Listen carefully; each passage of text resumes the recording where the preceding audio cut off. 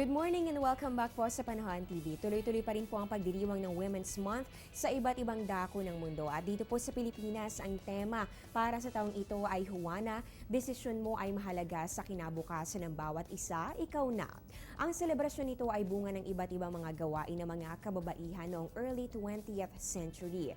Ilan lamang sa mga ipinaglaban ng mga grupo ng mga kababaihan noon ay ang mababang sahod, kakulangan sa proteksyon at ang hindi maayos sa pagtrato sa kanilang trabaho. Isa rin po sa mga tumatak sa kasaysayan ng ating mundo ay ang March 25 Triangle Shirtwaist Factory Fire na naganap sa New York City na kumitil ng higit sa 100 buhay ng mga babaeng empleyado. At kaugnay po ng pagdiriwang ng Women's Month dito po sa ating bansa sa darating po ng March 24, 2015 magkakaroon ng forum na pinamagatang Why Women, Why Now, Why You.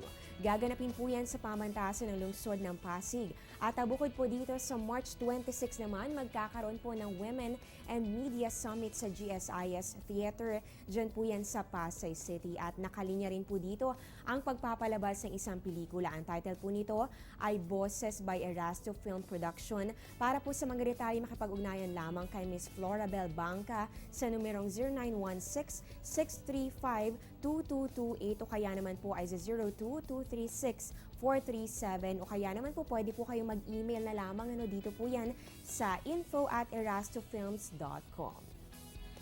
Samantala, ilang mga aktibidades naman po ang isasagawa rin sa Baguio City bilang pakikiisa dito po yan sa Women's Month.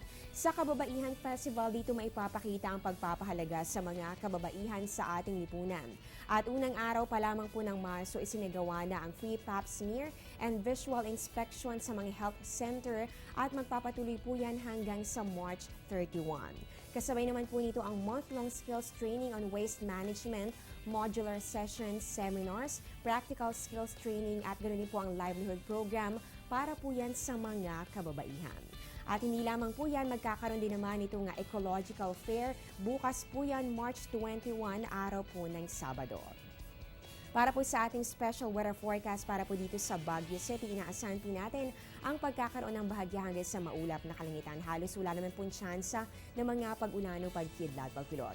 Inaasahan din po natin malamig pa rin ang panahon sa 15 to 26 degrees Celsius. Marami pang dapat malaman, magbabalik pa po ang Panahon TV.